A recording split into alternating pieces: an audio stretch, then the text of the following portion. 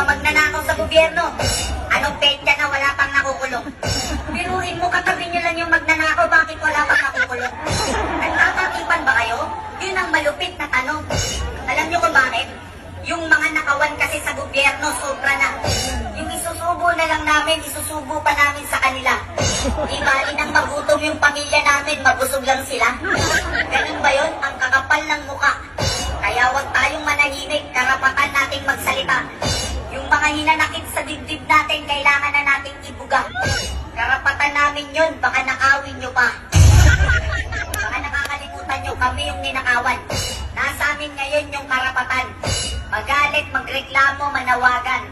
Sinisigurado ko lang kasi baliktad na ngayon, yung biktima na yung kinakasuhan. Biruin mo, may alipuma ka, nakakasuhan ka pa.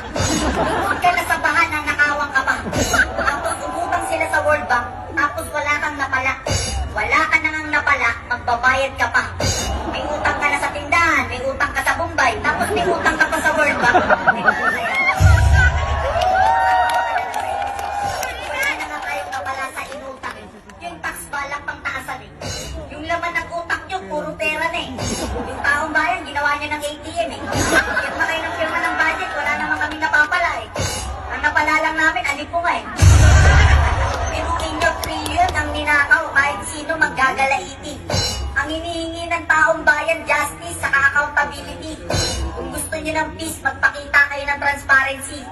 Hindi yung nagtatakipang kayo, tapos gagawin nyo pang witness yung pinaka-guilty.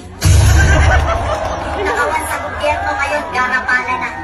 Kung yung kay Janet Napoles, 10 billion, ngayon trilyon na. Nung unang pagputok ni Napoles, gulat na gulat yung bansa. Pero ngayon, sa tindi ng nakawan, si Janet Napoles naging amateur na. Biruin nyo yung dating big time, naging small time na.